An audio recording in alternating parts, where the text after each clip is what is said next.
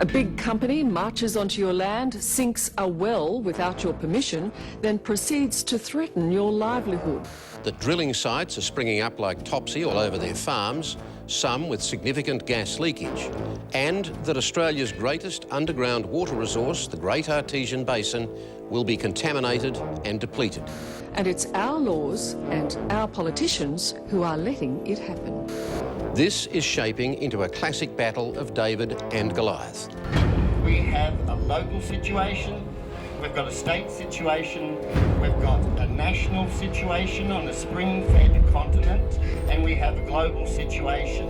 The monster in the room is the coal seam gas. It is a blueprint for the destruction of sweet water across the planet. Critics claim illnesses, including cancers and neurological disorders, are a result of the gas extraction process. In what's called fracking, a concoction of chemicals and sand are hydraulically rammed into the well to fracture the coal seam and release the gas. The chemicals used are a closely guarded secret by mining industry officials. Do you know what's put down into those wells? Do you know what chemicals are used? Not totally, no. Shouldn't you? Shouldn't you know what chemicals they hydraulically ram down those wells? Well, what I'm assured about is that the processes that they employ are appropriate processes for the extraction of that coal seam gas.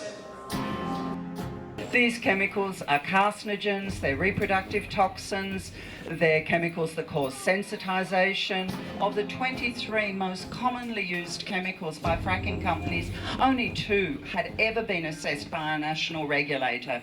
Yet here we were seeing these chemicals released into the wider environment in vast mixtures. Since mining began nearby, the bore is spewing more gas than water. And just to prove it, when you light it, it does this. My place is unlivable. I mean, I've been gone now for about 6 days. My headache that I've had for 5 weeks is gone. I've got 200 wells in my neighbourhood. We've got about 2,000 in my direct district, but we've got 4,500 in total, and 36,000 more to come. And the approval is given till, wait for it, 2060. The federal government has signed the death warrant on the Great Artesian Basin by allowing these people to go in there. Doesn't that mining fracture the water table? That's one of the allegations that is made. Is that not true? Well, no. That's one of the allegations that is made. That is why we've put in place the Independent Queensland Water Commission. See, these are vital things to know before any of this should be taking place, and you don't know. No. When you disrupt the pressure between aquifers, the leaching between aquifers is an unknowable quantity. If we break all that strata open, all that gas is going to start leaking all over, even if it's nothing to do with their hydraulic fluids or their chemical fluids. Once you fracture it, the whole sandstone region is going to start leaking again until it stabilises some millions of years down the track. The trouble is we're dependent on those groundwaters now, and all the groundwaters go into the surface waters at the springs and into the dams, so it's effectively all the one water, and if we disturb it, we can expect millions of years of upset until it actually stabilises again. So when you start going under the ground and fracturing aquifers with multiple fracking processes, you are destroying the future for generations, and that's all living things. That's no understatement. All these things add up to a disaster, and probably the greatest threat that Australia has ever faced, the assault on our water supply, our sweet potable water supply. Certainly if we get thousands of wells across the district, we almost certainly will lose the groundwater. For Australia, that is just absolutely crucial. And yeah, if it becomes a gas field, we won't get rid of it. We've got to stop it before it becomes a gas field. I can't believe the human race is like just so money orientated and, you know, can put water at risk rather than, and human health, just for the sake of more money. And it seems to be the big people in power that are just taking everything and just leaving the rest of us with nothing. Queensland Gas Company, which is actually hiding under the banner of British Gas, have signed a $100 billion deal with China over a 30-year period. They want this gas out of the ground, they want it out and on the boats to China and India by 2014. And every day they're late, there's huge penalties for the industry and for the companies. So they're pushing through at any cost, you know what I mean? It doesn't matter about your land rights, land access. You know, their attitude is, you're in our gas field, get out of the way. You're never going to get them to understand things when their salary depends on them not understanding it, you know? And to say that it's anything other than making money is insane. Chloe Munro is the chief advisor to the National Water Commission, spoke in terms of millennia for this damage to be fixed up. So this is the chief advisor to the national government, and her advice was simply flipped away. So if people of that calibre are ignored, then we have to understand that it becomes not essentially a political issue, but a people's issue. We have to take responsibility for our own water and our own food production. We had the right to participate meaningfully in any decision about chemicals that affect us. Well, obviously, the incredible expansion of coal seam gas, the use of the chemicals, has just denied us that right. And I think it's about time that the Australian population turned around and said, A, we will not tolerate it, we want that right, and we want it now. There are all sorts of levels of water toxicity down below us. The longer water spends in a coal seam, the more toxicity it picks up and holds in it. It is then put in so-called settling or evaporation ponds. And the plan is to line those with builder's plastic. I got that from Gasco's chief operating officer. I said, I'm a builder, builder's plastic, eh?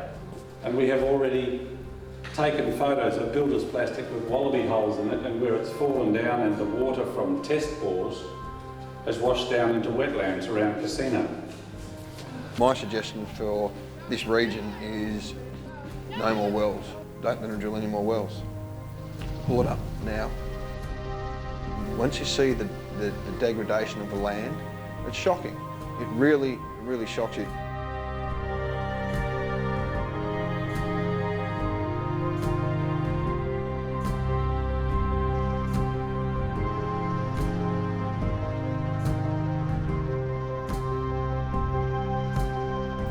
You don't want to let these people get their foot in the door. The minute you let them get their foot in the door, it's over. They will build that pipeline from here straight through to Gladstone, be going to China and India before you know it, and it'll be you who pay the ultimate price. Who wants a pipeline running through your farm? What's that going to do to land values? The bank won't loan money on property that's got any mining concerns or any areas of land that are under investigation.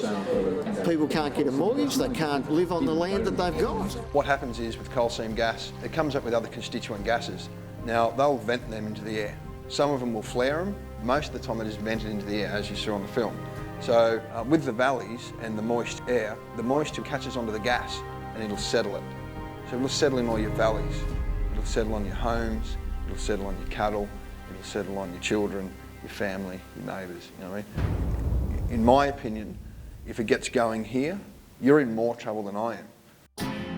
We've got many groups writing to the government, writing to the Premier.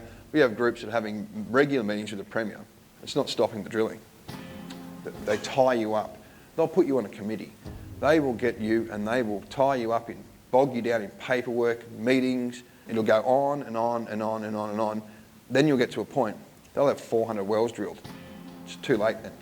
You know what I mean? They will bog you down. There should not be one more well drilled in this district. And that's the line you have to take. The people that drilled the hole up in Kieron are Arrow, Shell, Oil, PetroChina. So when you see Arrow, and they'll put a nice little ad in the local community newspaper saying, Arrow for brighter futures for community groups. That means they're coming. Make no mistake, this is not the fight of our lives, this is the fight for our lives. And show the state and federal governments that you've had enough. If you continue this on, you're in serious trouble. You really are. The wells that you have now, that's it. No more. You've got to take that stand. Otherwise, you'll get in my situation and my land's unsellable, it's unlivable. It's over for us, but it's not over for you. Talk with your neighbours, talk with your friends, make it happen. Do not let these companies in. Badger your state government, badger your federal government, harass the companies. And they'll tie you up as long as they can, drill as many wells as they can. And they'll pay the landowners. In our area, they pay between $200 and $1,500 a well, and they're making $1 million a well. There's a guy, and we're picketing on his land right now. He's lost about a quarter of his land, $1,500 a year. He's not allowed to even use the road. You know what I mean? They've put the road through, but he's not allowed to use it. It's ridiculous. We're second over money. Pressure your local mayors, your local members, you know what I mean? And the independents, don't forget these independents, these federal independents. Rob Oakeshot's now anti-CSG. Pressure these guys to make a stand. Get educated about what is coming and then get active. If there's an action called, be at the action, because it's bodies on the ground in these places when they're called for that is going to make the difference and actually show these people they can't just walk in here and wreck the water. I'm not an activist, I'm not a greenie, I'm a mother. I have 4 beautiful daughters that I have spent 30 plus years raising to be good human beings. I haven't invested all that love for this to happen. I want them to have a future, I want their children to have a future, and I want their grandchildren to have a future. We want clean water. One thing you can do is walk out of here tonight and tell someone. You need to grow this movement and you need to grow it fast. Join Lock the Gate. I'm from the Lock the Gate Alliance and that encompasses 70 groups and we're getting a national movement happening, but join your local group, go to your meetings, go to your protests and organise protests, organise blockades, you know what I mean? Don't let these people in the neighbourhood, go to their office. Don't wait for them to come to you and say, hey, we're going to put a gas field through here. You go to them and you tell them, we are not going to live in a gas field. We are not going to have compressor stations in our neighbourhood. You've got to stand up, you've got to be brave, non-violent, civil disobedience. It's the only way to do it. We've been through this and look at where we are now.